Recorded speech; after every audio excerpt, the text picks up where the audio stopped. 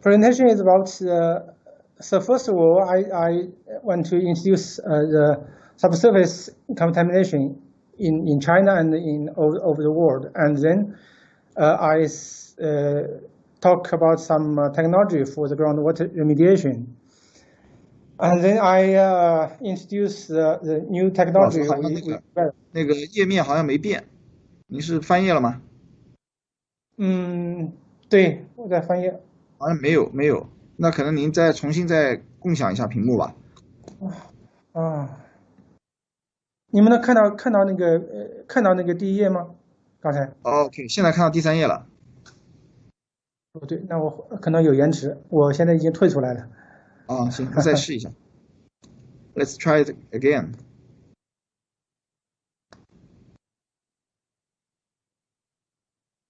Okay. Now we see the third page. Okay, that's good. You can continue. Yeah. So as we know, the soil contamination is very severe in China and in some other parts of the world. So, since the economic development always causes the environmental pollution, and so actually the geoenvironmental engineering is starting from 1970s, and now it's very popular in China, since we have a lot of land and groundwater contaminated by all kinds of different kinds of contaminants, chemicals. And also the groundwater has a lot of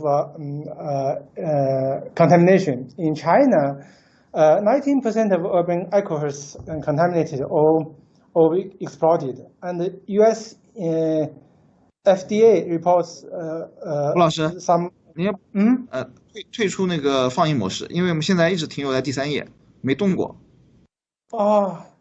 您退回来，直接在上面翻吧。这样可以吗？可以，这样可以。那就这样翻，那就不要那个放映了。对，好的。Okay. Sorry. I think it's my internet. I'm staying in the hotel, and the internet in the hotel is not good. Okay.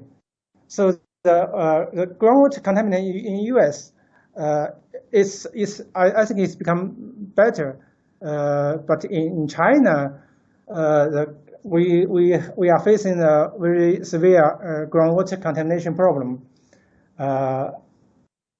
Now over 75% of groundwater are not in good quality, and there are different kinds of chemicals in groundwater, such as VOCs, SVOCs, POPs, and metal, nitrate, arsenic. And this is contaminants of concern in superfront sites in US. So we can see there are different kinds of organics and inorganics in groundwater. So this is high arsenic groundwater distribution in China, and this is POPs in groundwater in China. We can see in the southeast of China, the economy is developed, and the contamination is very severe. So the groundwater is contaminated, so we need to clean up the groundwater to keep the sustainable development. So it's a very, very challenging task for China. We can see from US EPA report, the superfront site, about 80% of the superfront sites need remediation or treatment, and about 8 80% of these sites, the groundwater is contaminated and needs remedies.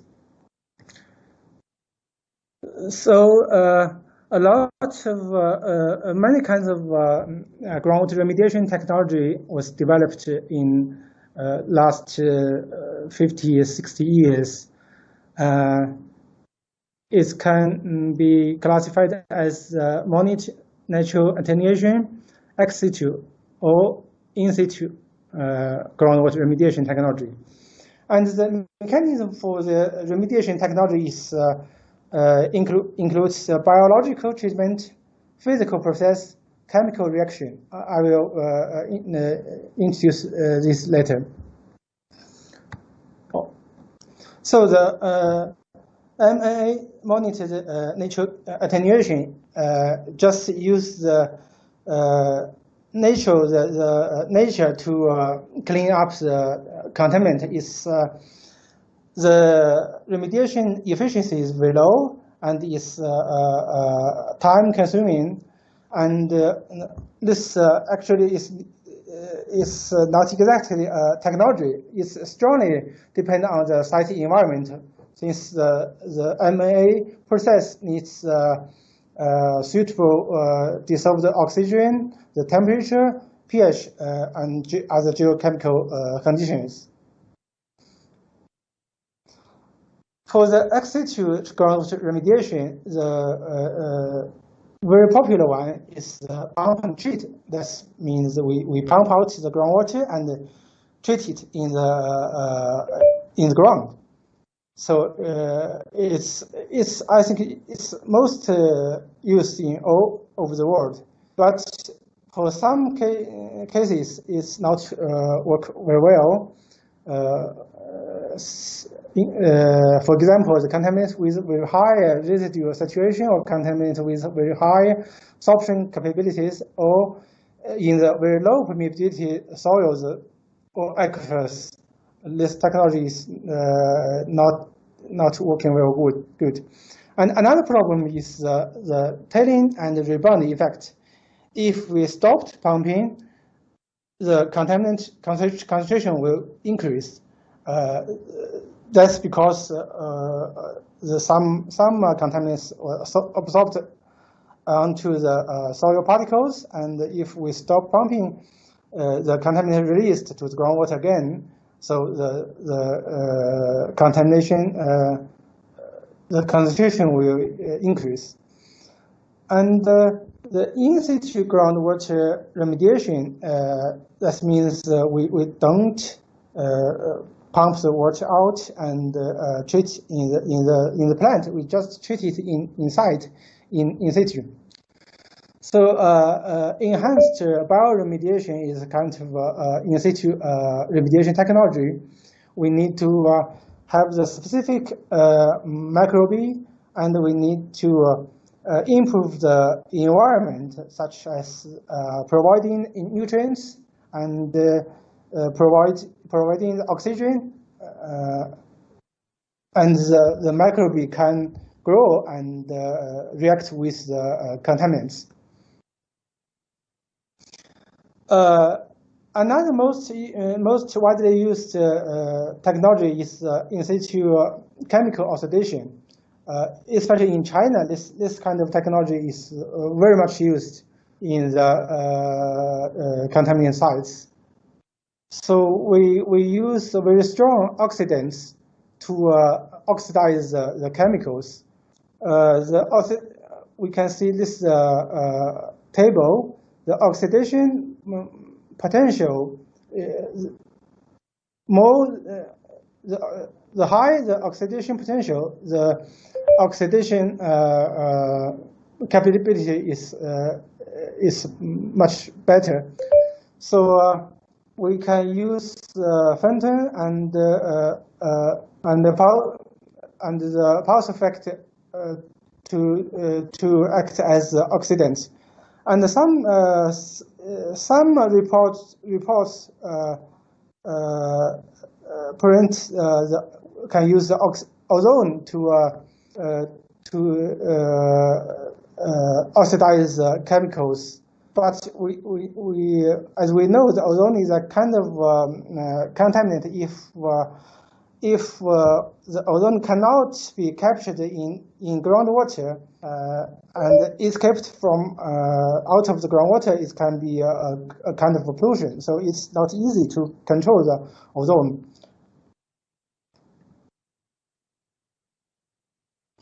So another technology is permeability reactive barrier. That means we can build up a wall, but this kind of wall is very permeable, and the contaminated groundwater flows through this wall and contact with the wall material, and the water can be cleaned up. The most used materials for this wall is the iron. We are very familiar with the iron, and to improve the efficiency of the iron with reaction with contaminants, some scholars developed the nanoparticle iron. It has a very high surface area and can absorb and react with the chemicals very efficiently. But it has some other negative impact, such as the aggregation of the nanoparticles and the remobilization of the nanoparticles. And actually, it's possible it can be a kind of a secondary contamination. We did some research on this. When the nanoparticle absorbed some ions, it can be it was charged, and the mobility of the nanoparticles which will be very much increased, and it can move with groundwater very fast. So that's kind of concern. This is our test result for the nanoparticles. It moves fast, even faster than the solute in the groundwater. And another technology for the VOCs is air sparging and soil whip extraction. It can be it can remove the volatile pollutants and increase the dissolved oxygen to increase bioremediation. But the problem is the zone of influence is very much small. So we need to build up a lot of injection well to inject the gas to remove the volatile pollutants. So as we see, the in-situ technology is has a lot of advantages than the ex-situ technology. So it meets the needs of the green and sustainable remediation. We can see from the US EPA report the in-situ technology used much more in recent years, but in China we still use in a lot of sites. We still use the pump and treat technology. As we just talked,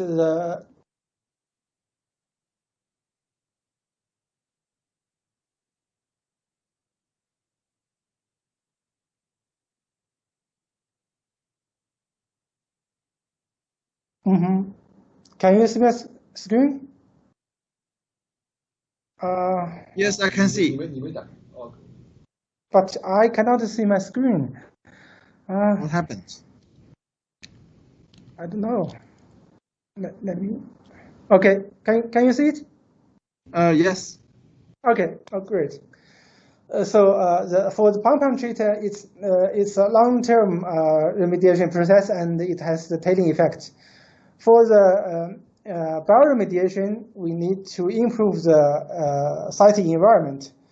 And for the chemical reaction, it's always causes secondary pollution. It's not good. And for the SSVE, since the air injection is using the pipes, the bubble is very big and it cannot stay in the groundwater for a long time, and it cannot provide more dissolved oxygen for the groundwater. So in China, we are facing the problem that is we have the large contaminated area, and the contamination is very severe, and we have most of the sites include organics. So we try to develop a new kind of remediation technology to be used in the Chinese contaminated site. So this technology is micro nanobubbles enhanced groundwater remediation. So what is micro nanobubbles? It's ultra fine bubble. The diameter is less than 10 micron. So the micro nanobubbles has a very high efficiency in gas supply, since in the small bubbles the gas pressure is very high, so it can dissolve in water very easily, and it can stay in the water for a long time. So and it can move with the ground flow, and it can has a very large zone of influence. This kind of technology can be combined with MNA, ICO, and pump and treat, and air spugging. And since we use the bubble gas as a reaction agent, so it can replace the chemical agents, and it can, if we use air, oxygen, or ozone, it can improve the dissolved oxygen concentration. It can enhance the bioremediation, and it can expand the zone of influence, and it's very easy to operate. So we did some basic research on micro nanobubbles. We can see even the microbubbles is no change of size distribution for very long time, for 2 days or even more. So it has a stable dispersion in water. Why is that? It's because the surface of the bubble has the negative charge, so it can keep the various stable dispersion. And we from the Young-Laffer equation we can calculate the internal pressure and the density of the bubble gas is very high, and also it has a very high surface area. It can very easily react with chemicals. As I just mentioned, the micro nanobubbles has a surface charge, so it can stay in water for a very long time. That means if we use some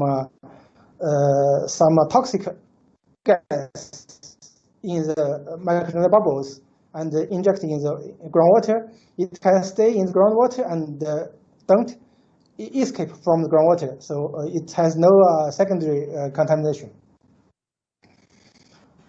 This is a model test for the micronanobubble movement and permeability. So if the micronanobubbles, the size less than the pore size of the soil, the permeability is not affected. And also we test the gas mass transfer rate. It's much faster than the ordinary small macro bubbles. This is test result for oxygen, and this is a test result for the ozone. For the, as we know, the ozone it can self degradation in a very short time. But if we use micronanobubbles as a ozone loader, the half-life time can be much increased from 0.7 minutes to the 10 minutes. So that means ozone can keep active for a very long time. And we use this ozone micronanobubbles to react with different kind of organics. The result is very good. So we developed the field application scheme for different kind of contaminated sites. For the light contaminated site, we can use it as in situ or enhanced monitoring nature attenuation process. If it's for the severe contaminated air site, we can combine with the pump and treat and aspersion technology to clean up the site very quickly. And also we did some physical model test to study the movement characteristics of the micronanobubbles. This has some animation, but I cannot show it. We can see the oxygen nanobubbles migration in the soil model. So it can migrate very far. And this is groundwater remediation process by ozone micronanobubble. The contaminant is methyl orange. Also, we use it in a site. The site is in Japan. It's TCE contaminated aquifer with at the depth of 12 meters to 16 meters. We use H2O2 combined with ozone micronanobubbles to treat the groundwater inside, and we can see this is the well area for the site. We can see after 6 days treatment, all the contaminants are removed. Over 99% of contaminants was removed. It shows a very good effect. So we developed some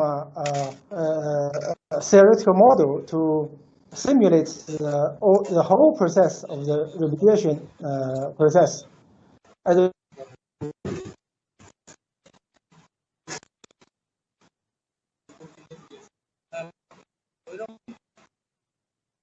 Version and adsorption model, and we can we can include the phase